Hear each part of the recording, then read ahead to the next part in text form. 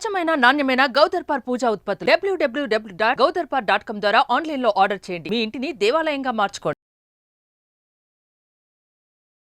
నమస్తే రమగారు. నమస్తే జయ. రమగారు, మనము సందర్భానుసారం లేకుంటే వీలును బట్టి దేవాలయ దర్శనాలు చేస్తూ ఉంటాం. విధిగా కూడా ఈ పలానా రోజు పలానా దేవాలయం దర్శించాలి అట్లా కూడా వెళ్తూ ఉంటాం కదండి. దేవాలయ దర్శనం అంటే ఇప్పుడు కార్తీక మాసం కొన్ని దేవాలయాలు, శ్రావణ మాసం కొన్ని దేవాలయాలు ఇట్లా కూడా ఉంటాయండి. ఉంటాయి అట్లా కూడా మాసాన్ని బట్టి కూడా దేవాలయ దర్శనం అవకాశాన్ని బట్టి జయ. కార్తీకంలో అయితే పూర్తిగా మన ఇవి చేయమంటారు, తీర్థయాత్రలు ప్రత్యేకంగా చెప్పబడింది. కార్తీకంలో తీర్థయాత్రలు చేయాలని, రకరకాల తీర్థాల్లో స్నానం చేయాలి, తెల్లవారుజామున స్నానం అని చెప్పాం కదా. అవునవును. మాఘంలో తీర్థయాత్రలు ఒకటి చెప్తారు. ఇవి కాకుండా ఇప్పుడు మనం ఏం చేస్తాం, ఈ కార్తీకంలోను మాఘంలోను కాకుండా ఎప్పుడు సెలవులు ఉంటే అప్పుడు, ఎల్టీసీలు అవకాశం ఉన్న వాళ్ళు అది, ఎప్పుడు విసుగు పుడితే అప్పుడు, ఎప్పుడు అవకాశం దొరికితే అప్పుడు తీర్థయాత్ర చేయాలమ్మా.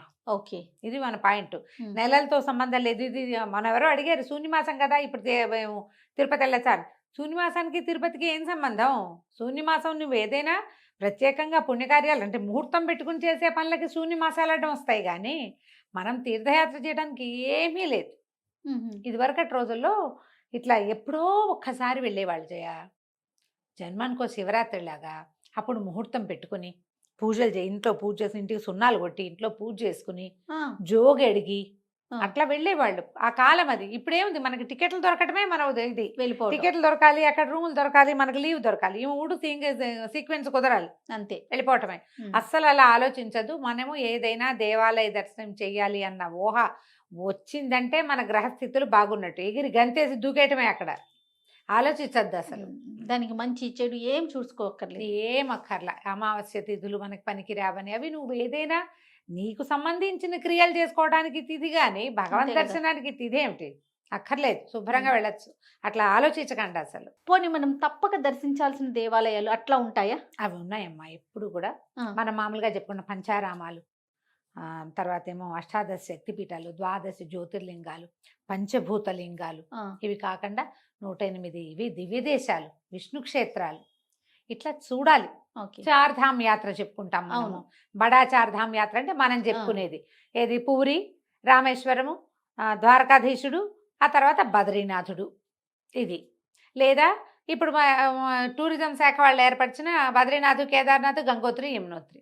ఇవి కాకుండా ప్రత్యేకంగా మనం ఏ ఊర్లో ఉన్నామో ఆ ఊళ్ళో ఉన్నటువంటి ప్రధానమైన దేవాలయాలు చూడాలి. మన ఇంటి దగ్గరలో, మన సందులో, మన వెనక సందు, మన ముందు సందు, ఒక కిలోమీటర్ రేడియస్లో ఉన్న దేవాలయం మనకు సంబంధించిన దైవం, అది తప్పక చూడాలి. క్షేత్రాలు అంటావా, నువ్వు ఏ ప్రాంతానికి వెళ్తే అక్కడ ప్రఖ్యాతమైన దేవాలయాలు ఏమున్నాయో కనీసం అవైనా, ఉన్న అన్ని దేవాలయాలు చూడలేకపోతే ఇవైనా ప్రఖ్యాత దేవాలయాలైనా చూడాలి. ఏ పల్లెటూరుకో వెళ్తే ఆ పల్లెటూళ్ళల్లో ఉండే గ్రామ దేవతల ఆలయాలు చూడాలి. మంచిది ఏం లేదు, మనం ఒక్కసారి ఆలయం లోపలికి వెళ్ళామంటే, దేవాలయ ప్రెమిసెస్లోకి వెళ్తే నీ లోపల ఉన్న చెడు కొంత పోతుంది, నీ ఆర కొంత పుల్లవుతుంది, నీకు గ్రహదోషాలు అవి ఏమైనా ఉంటే కొంచెం తగ్గుతాయి. దేవాలయ దర్శనం అట్లా ఉపయోగపడి నీకు ఒక ప్రశాంతత వస్తుంది, నీ బుద్ధికి ఒక నిలకడ వస్తుంది. ఇవన్నీ ఇంపార్టెంట్ కదా. ఏదో ఒక దర్శనం చేసుకోవచ్చు. ఇందులో మనం మహారాష్ట్ర, బాంబేవో వెళ్ళాము, మహారాష్ట్రలో ఏదో ఆఫీస్ పని మీద వెళ్ళినా చూసి రావచ్చు. అన్ని రాష్ట్రాల్లోనూ ప్రత్యేకమైన దేవాలయాలు ఉన్నాయి జయ. అవునండి, వాటి కోసమే ఏ రాష్ట్రానికి ఆ రాష్ట్రమే, వాటి కోసమే ఆ ప్రాంతానికి వెళ్ళి చూసి రావచ్చు. ఓకే, చూడొచ్చు అట్లా ప్రత్యేకంగా. ఇప్పుడు శ్రావణ మాసంలో ఉన్నాం కదండి, సాధారణంగా మనము లక్ష్మీదేవి ఆలయాన్ని దర్శించుకోవాలనుకుంటూ ఉంటాం. విష్ణు ఆలయాలు చూసినా మంచిదే. ఇప్పుడు లక్ష్మీదేవి మనకు ప్రత్యేకంగా ఎక్కువ దేవాలయాలు లేవు కదా, తక్కువ ఉన్నాయి. కొల్హాపూర్ మహాలక్ష్మి సంగతి చెప్పుకున్నాము. ఈ విష్ణు ఆలయాలు చూసినా కూడా మంచిదేనమ్మా. శ్రావణంలో శివాలయము, శివకేశవ దర్శనము, లక్ష్మీ దర్శనము, 3 మంచివే. చూడొచ్చు మనం. మీరు విష్ణాలయం అంటే గుర్తొచ్చింది, ఒక దేవాలయం ఎప్పటి నుంచో చెప్పాలనుకుంటున్నాను జయ నేను. ఎక్కడండి? ఇది ఛత్తీస్గఢ్లో ఉంది. మామూలుగా మనకి ఎలాంటి దేవాలయాల పేర్లు సాధారణంగా మనకు తెలుసు, వెంకటేశ్వర స్వామి, నరసింహస్వామి, కోదండ రామాలయం, వేణుగోపాల స్వామి ఆలయం, రామస్వామి అనం మనం. మామూలుగా రామాలయం అనే చెప్పుకుంటాము. వేణుగోపాల స్వామి ఆలయం కదా. ఇప్పుడు ఈ విష్ణునామాలలో ఇలా ప్రత్యేకంగా స్వామి తగిలించని డిఫరెంట్ వెరైటీ పేరున్న వాళ్ళ ద్వారకాధీశుడు, బద్రీనాథుడు, ఆయన ఒక చోట అధీశుడుగాను ఇంకొక చోట నాథుడుగాను కనపడతాడు. అట్లా కాకుండా స్టైలిష్ పేరు పెట్టుకున్న ఒక భగవంతుడి గుడి సంగతి చెప్పుకుందాం మనం. రాజీవలోచనుడు. రాజీవలోచనుడు అంటే Temple. ఏంటి రమ్మగారు? రాజీవం అంటే కమలాలు, కమలం, పద్మం, పద్మం వంటి నేత్రాలు కలిగిన వాడు, కమలపు రేకు వంటి నేత్రములు కలిగిన వాడు, కలువరేకుల వంటి కన్నులు కలిగిన స్వామి. రాజీవలోచన దేవాలయం ఉంది. ఎప్పుడైనా విన్నావు పేరు? వినలేదండి. మేము మా చిన్నప్పటి నుంచి వింటున్నాం. మా కజిన్ బ్రదర్, మా పిన్ని గారు అబ్బాయి అన్నయ్య పేరు రాజీవన్నయ్య, రాజీవలోచనే ఆయన పేరు. మరి ఇప్పుడు నేను ఈ గుడి గురించి చదివినప్పుడు నేను అనుకునే దాన్ని మా అన్నయ్య పేరు ఎలా వచ్చింది, వీళ్ళు ఎలా పెట్టారు అని. మనకి ఈ రాజీవలోచన అనేది మనకి అన్ని చోట్ల రాముడు రాజీవలోచనుడు ఇలా వినపడుతుంది. ఇది పూర్తిగా విష్ణు సంబంధమైన నామంగా కనబడుతుంది. రాముడు కృష్ణుడు వీళ్ళని వర్ణించేటప్పుడు ఈ రాజీవలోచనుడు అనే వర్ణన మనకు కనిపిస్తుంది. ఈ పేరెంత బహుసుందరంగా ఉందో ఆ స్వామి కూడా అంత సర్వాంగ సుందరంగా ఉంటాడు. ఎంత అత్యద్భుతంగా కనపడుతుందంటే ముఖము చెప్పరాని సౌందర్యం, బాగుంటుంది. ఇది ఎక్కడుంది? ఛత్తీస్గఢ్లో సింధు నది ఒడ్డున రాజిమ్ అని ఒక ప్లేస్. రాజిమ్ అనే ఊర్లో నది ఒడ్డునే ఉన్నది ఈ దేవాలయం. ఇది ఎన్ని శతాబ్దాల క్రితంది? దాదాపుగా 11వ శతాబ్దంలో నిర్మించబడింది. 7-8 శతాబ్దాల్లోనే మొదలైందంటారు. 11కి ముందే నిర్మించబడింది. ఎన్నిసార్లు కొట్టేయబడి మళ్ళీ కట్టబడింది. 3, 4, 5, 6 దండయాత్రలు పడ్డాయి దాని మీద. ధ్వంసానికి గురైంది, మళ్ళీ బాగు చేశారు. జల్లాల దేవుడు అని ఒక రాజుగారు దేవాలయం అంతా నిర్మించాడు. ఆయన తర్వాత దండయాత్రకు గురైంది. మళ్ళీ జల్లాల దేవ 2 ఆయన మనవడో కొడుకో అతను మళ్ళీ పునర్నిర్మించాడు దేవాలయాన్ని. అట్లా అన్నిసార్లు నిర్మించబడిన స్వామివారు మాత్రం అత్యద్భుతంగా ఉంటాడు. ఆయన్ని గదపల ఎవరు, గుడి పాడైంది కానీ. అని ప్రత్యేకంగా ఇక్కడ మనం ఏం చెప్పుకోవాలంటే, అంటే ఈ గుడి కోసమే వెళ్ళలేకపోయినా ఛత్తీస్గఢ్ ప్రాంతానికి వెళ్ళినప్పుడు అవకాశం ఉంటే చూడొచ్చు కదా మనం. తప్పకుండా. నేను ఇప్పుడు ఒకటి చెప్తాను. మనం దేవాలయాలు చరిత్రలు చెప్పిన కొత్తలో తారీదేవి అని ఒక అమ్మవారి గురించి చెప్పారు. అలకనంద నదిలో మెడదాకానే ఉంటుంది, ముఖం మాత్రమే ఉన్న విగ్రహం. నా ఫ్రెండ్ శుభలక్ష్మి వాళ్ళు చార్ధామ్ యాత్రకి వెళ్ళి మొన్న ఆ తారీని చూసి వచ్చారు. అబ్బా, అక్కడి నుంచే ఫోన్ చేసింది, నువ్వు చెప్పిన తారీదేవి చూస్తున్నాము, నది మధ్యలోకి వెళ్ళాలి, ముఖం వరకే కనపడుతుంది. అమ్మవారు ఉదయం బాలగా, మధ్యాహ్నం నడివయసు ఆవిడలాగా, అంటే యవనంలో ఉన్న ఆవిడలాగా, సాయంకాలం వృద్ధ స్త్రీగా, విగ్రహమే అట్లా కనపడుతుంది. ఆమె ముఖమే పొద్దున పూట చక్కగా వచ్చి ఎంపలవి పైకుండి చిన్నపిల్లలే కనపడుతుంది. మధ్యాహ్నానికి ఇలా గండరించి కొంచెం బాగా 20-25 ఏళ్ళు వస్తే ఎలా ఉంటుంది అట్లాంటి ముఖం. సాయంకాలం వృద్ధ స్త్రీగా అమ్మవారి ముఖమే అట్లా కనపడుతుంది. అది ఇప్పుడు చూడు, ఎప్పుడు చెప్పిన తారీ 6 ఏళ్ళు అయింది, 5 ఏళ్ళు కనీసం. ఇప్పుడు అలా వాళ్ళు వెళ్ళగలిగారు కదా, అలాగే మనం కూడా ఎప్పుడో ఒకప్పుడు చూడొచ్చు. తారీదేవి లాగానే ఈ రాజీవలోచనుడు కూడా చూడవలసిన దేవాలయం.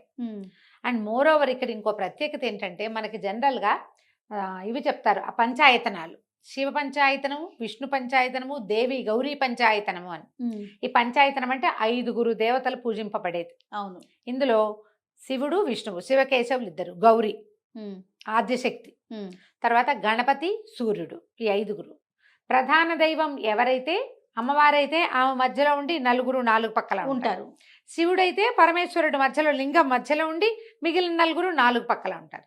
విష్ణువు అయితే ఆయన మధ్యలో ఉండి మిగిలిన 4. ప్రతి విష్ణు ఆలయంలోనూ తప్పకుండా శివుడు ఉండవలసిందే పంచాయతనం అయితే.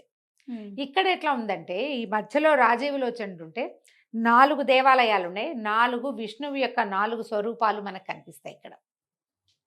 వామనుడు, వరాహమూర్తి, తర్వాత నరసింహస్వామి, బద్రీనాథుడు, 4 దేవాలయాలు కనిపిస్తాయి. ఈ దేవాలయానికి అనుబంధంగానే 4 చిన్న దేవాలయాలు వీళ్ళు 4 కొలువయ్యి మనకు దర్శనమిస్తారు. యాక్చువల్గా ఈ దేవాలయానికి ఒక ప్రత్యేకమైన గాథ ఉంది. ఒక ఆవిడ మన నూనె వ్యాపారం చేసేదట, ముసలావిడ. అయితే ఆ ముసలావిడకి ఆవిడ మహావిష్ణు భక్తి అట, ఆ 10వ శతాబ్దం 9వ శతాబ్దం కాలంలో. అయితే ఆమె భక్తికి మెచ్చి భగవంతుడు నేను ఎప్పటికీ ఇక్కడే వెలిసి ఉంటానని ఆమెకి వరం ఇచ్చాడని, అప్పుడు ఈ రాజీవలోచన స్వరూపంలో ఆనాటి రాజు ఆయన్ని వెలయింపజేశాడని ఒక గాథ చెప్తే, ఇంకొక అద్భుతమైన ఐతిహ్యం ఇంకొకటి చెప్తారు. ఈ ఉండే ముసలావిడ నూనె వ్యాపారం చేసేదట. ఓకే. ఆమె దగ్గర బరువు తూచడానికి ఒక నల్లని ఎత్తైన రాయి ఉండేది. ఒక 100 కేజీలు నువ్వులు తూచాలనుకో 100 కిలోల బరువు ఉండాలి కదా. ఉండాలి కదా. 250లో 225లో 420లో కాకుండా ఒకే ఒక పెద్ద శిలని దాని మీద పెట్టేదట ఆవిడ. ఆ శిల అట్లా పెట్టి ఉండేది. పక్కన బస్తా పెడితే ఆ 100 కేజీలు ఆ బరువు వచ్చాక అది తూగేదనమాట. అయితే ఒకనాటి రాత్రి ఆ ప్రాంతానికి ప్రభువుకి ఈ నూనెగా అమ్మే చోట నేను ఒక శిలాస్వరూపంలో ఉన్నానని స్వామి ఆయనకి కల్లో కనపడ్డాడు. విష్ణుమూర్తి చతుర్భుజుడుగా కనిపించాడు. చతుర్భుజ స్వరూపంలో శంఖచక్ర గదా పద్మహస్తాలతోటి దర్శనమిచ్చి నూనెగానుగులో నల్లరాయి స్వరూపంలో ఉన్నానని చెప్పాడు. రాజుగారు నూనెగానుగులన్నీ వెతుక్కుంటూ వచ్చి ఈ విష్ణు భక్తురాలైన ముసలామని పట్టుకున్నారు. పట్టుకుంటే ఆవిడ ఆ రాయి ససేమి రాయి ఇవ్వనంది. ఈ రాయి ఎప్పటి నుంచో ఒక తరాల వెంబడి మా దగ్గర ఉంది, ఇదే మా ఇలవేల్పు, నేను ఎప్పుడు వెనక్కి తిరిగి చూసుకోవాలా జీవితంలో, నేను ఇవ్వనంటే ఆ రాయి అంత బరువు బంగారం ఇస్తానన్నట్ట. ఒప్పుకోలేదట. అయితే అప్పట్లో రాణిగారి నత్తు బంగారు ముక్కెర చాలా ఫేమస్ అట, దాని నిండా వజ్రాలు ఉన్నాయి. ఆ నత్తి ఇస్తానంటే ఒప్పుకుందిట ఆవిడ. వాళ్ళు క్యాష్ పార్టీ అంటే డబ్బు బాగా ధనికులే, ఎంతకాలం నుంచో భగవంతుడు వాళ్ళ పట్ల ఉన్నాడు. ఆ నత్తు తీసుకుని ఆ రాయిని ప్రభువుకి ఇచ్చేసింది ఆవిడ.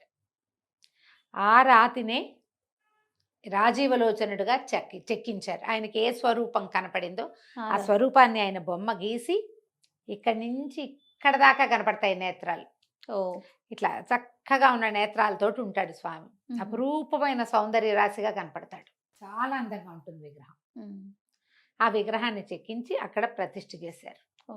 ఆయనతో పాటుగా అసలు దేవాలయం అంతా కూడా పైన ప్రతిసారి ధ్వంసమైన ప్రతిసారి దాన్ని నిర్మించిన ప్రతిసారి మళ్ళీ శిల్ప స్వరూపాలతోటి చేశారు. గంగా యమునల విగ్రహాలు అవి కనిపిస్తాయి. ఒక మకరం మీద కాలేసి నిలబడి ఉంటుందట గంగాదేవి, మోసల మీద కాలేసి నిలబడిన గంగా, ఒక ఘటం మీద కాలేసి నిలబడిన యమున విగ్రహాలు కూడా కనిపిస్తాయి. విశాలంగా అనిపిస్తుంది చుట్టూతా ప్రాంగణంతో. ఇప్పుడు కొంచెం తగ్గిపోయి ఉంటే క్రమంగా దేవాలయ భూములు అన్యాక్రాంతం అయిపోతూ ఉంటాయి. పెద్ద దేవాలయము, భవ్యమైన దేవాలయం, నది ఒడ్డున ఉండటం, ఇట్లా విష్ణువు ఈ స్వరూపంలో. పైగా ఇక్కడ ఇంకొక విశేషం ఏంటంటే ఆయన అలంకారం భలే తమాషాగా ఉంటుంది. ఇక్కడ ఇలా పొడుగ్గా మొత్తం అంతా. ఇప్పుడు మనకి విష్ణుమూర్తికి ఏం చేస్తారు, మన వెంకటేశ్వర స్వామికి తిరునామం కర్పూరంతో 16 తులాల కర్పూరనామం ధరిస్తాడు అయ్యవారు. కళ్ళ దగ్గర నుంచి అన్ని మూసుకుపోయి ఉంటాయి. కంటి మీద నుంచి పెడతారు కదా, పెద్ద నామం పెడతారు. ఎప్పుడు మనకి గురువారం పొద్దున నామం సడలిస్తారు, కొంచెం కర్పూరం సడలిచ్చి సన్నటి నామం పెట్టి నేత్ర దర్శనం చేయిస్తారు. ప్రతి వారం ఇదే జరుగుతుంది. కర్పూరపు సడలింపు జరుగుతుంది. నగలు అవి కూడా కొంచెం సడలించి ఉంచుతారు. అయితే ఇక్కడ ఏంటంటే ఈయనకి ఈ కంటికి అటు ఇటుగా గంధం పూసినట్టు కనపడి ఆ నేత్రం బాగా కనపడేలాగా చేస్తారు. తర్వాత ఉదయం ఏమో చిన్నపిల్లవాడిలాగా, మధ్యాహ్నం ఏమో ఏదో యుద్ధానికి వెళ్తున్న నవయువకుడిలాగా, సాయంకాలమేమో రాజపరిత్యాగం చేయబోయే రాజు లాంటి అలంకారం చేస్తారు, పెద్దవాడిలాగా అలంకారం చేస్తారు. ప్రతిరోజు ఈ 3 అలంకారాల్లోనూ కనపడతాడు మనకి. ఇలాంటివి కొన్ని చోట్ల కన్యాకుమారిలో అమ్మవారు పొద్దున బాలగా, మధ్యాహ్నం కన్యగా, సాయంకాలం ప్రౌఢగా కనపడుతుంది అక్కడ. తర్వాత ఏమో ద్వారకాధీశుడు, ద్వారకలో కూడా అలంకారం ఎంత బాగుంటుందో జయ. 6 సార్లు ఏమో మారుస్తారు ద్వారకలో కూడా. పొద్దునే చూస్తే ఓ చిన్న గోచి పెట్టి ఉంటాడు, ఎంత అందంగా ఉంటాడు. చిన్న పిల్లవాడు, గొల్ల పిల్లవాడు చిన్న చివి కట్టుకుని ఇలా బొడ్డున పిల్లని గ్రోవు పెట్టుకుని ఓ చిన్న నెత్తికి చిన్నది కడతారు వస్త్రము. మా బాగుంటాడు తెల్లవారే చూస్తే. మళ్ళీ మధ్యాహ్నం వెళ్ళేసరికి అలంకారాలు మారిపోతాయి. ఇక్కడ కూడా అంతే, 3 పూట్ల 3 వేర్వేరు అలంకారాలు చేస్తారు. ప్రత్యేకమైన దేవాలయం. అవకాశం ఉన్నప్పుడు దర్శనం చేయండి. మనకి గుడి మీద ఉన్న శిల్ప సంపద ప్రత్యేకంగా కనపడుతుంది. అక్కడ పూజా విధానం ఛత్తీస్గఢ్ అంటే మన ప్రాంతం కాదు, కొంచెం డిఫరెంట్గా కనపడతాయి. కానీ స్వామివారు మాత్రం వీడు మనవాడే ఈయన అని అనిపించేలాగా ఉంటాడు. అమోఘంగా ఉంటుంది. తప్పకుండా రమ్మగారు. నమస్తే. నమస్తే.